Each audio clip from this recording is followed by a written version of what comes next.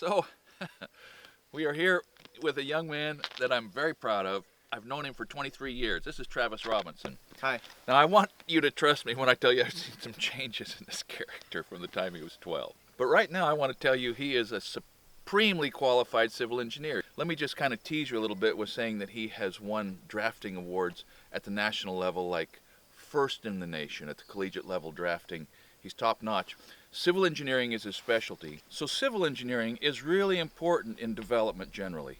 And it was absolutely vital in developing this subdivision when the people that developed the subdivision did it. The civil engineers called all the shots. Even though most of the civil engineering work is done, I mean, the development's in, we're committed, we've got grades and slopes and curbs and utilities, most of that's done.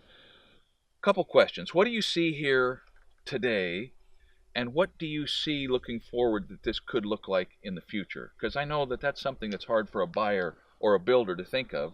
I mean, we're occupied with what's happening right now, so we're interested from a civil engineer's perspective. What could this be like in 10 or 15 or 20 years? Immediately I look here and I notice there's no sidewalk in front of your lot, but the rest of the street does have a sidewalk. So I know that you're going to have to pay for the sidewalk. You also want to make sure that you understand any other obligations that the developer has that he may be pushed onto you, the lot owner, for a future date. A lot of developers do that. You can look at the plat, you can look at your closing documents, deeds, deed restrictions. Any of that documentation will sometimes tell you that every lot, it'll have a note maybe that says the lot owner has to put in a sidewalk. This is the end of the street, and it's a great location for this house because of the views, because of your channel and everything, but you don't know what's going to go on right there. Your adjacent property hasn't been developed yet. You always want to make sure that you understand what the adjacent property uses could be in the future. You may buy a house or buy a lot with some vacant land behind you, thinking that, hey, we've got a field behind us. Well, that field may turn into Walmart.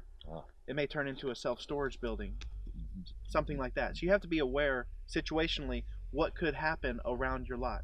You also want to make sure that you understand what obligations you have as a home builder that aren't already completed. So we talked about utilities. Sometimes a developer may push off responsibilities to bring water that extra 100 foot, or sewer, or maybe power is across the street. Maybe you need to put in a pole over here. We see that you don't need to do that, but some lots you do need to do that. So when we talked about the drainage coming off the hillside onto the lot, eventually it's going to get into the street.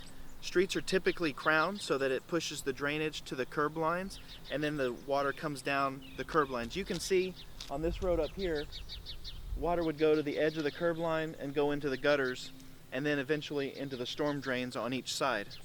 Right. This storm drain takes all of the drainage that comes down the culverts and goes right to the river or any other body of water that's nearby.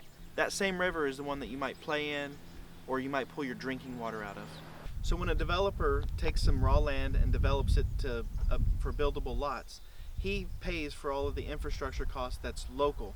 However, the city or municipality or utility district, they've got off-site infrastructure costs, and they also have to maintain these lines that the developer puts in.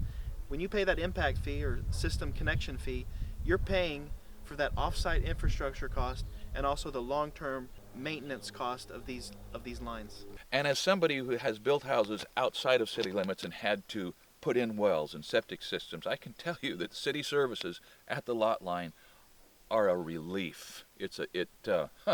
It feels so good to know that, yes, I've got all the water I need. Yes, the sewer system is never going to plug up or back up, or roots are not going to get into my septic tank. It feels really good. And so you're saying that the money that they're getting from me for this, even though it's all out of proportion to the actual work of connecting, is in fact a bargain. Absolutely, because what you're paying for is not at the connection level. It's 3 miles downstream at the sewage treatment facility. Okay. Cool. Makes me feel better. Well, here we are, we're standing in the front yard of your lot. Yeah, right by the driveway. And what we notice is we've got electrical box, telephone box, some other conduits. You have to imagine that there's an electrical easement or utility easement on the front of your property. What does that mean? That means that you're not going to be able to build over it with a structure, a house. You're not going to be able to encroach over it. Sometimes the easements may indicate that you can't fill too much because they don't want these lines buried too deep. So one of the elements of due diligence is that you sometimes want to have a title report, if it's possible, or a survey, a previous survey, a plat, because you want to understand what easements may encumber your lot and what restrictions come with those easements. Let's talk about what easement means. What does easement mean?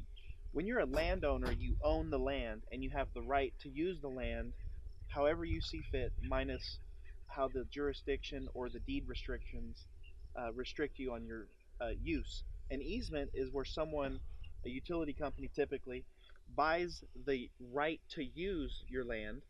So you still retain ownership of the land, you pay taxes on it, you mow the grass, but they have a right to use your land for a prescribed use. In this case, it's electrical, could be water. I've seen gas lines traverse property. You got to understand what rights you've given away with those easements. Okay. So these are things that if you don't think about them and they're part of what you just bought, you bought it. It's like picking up a stick. You pick up a stick, by the end, you pick up the whole stick. So keep track of easements. The other thing that is a very real aspect of these utilities, which are so nice to have on property you buy, you don't want to dig them up.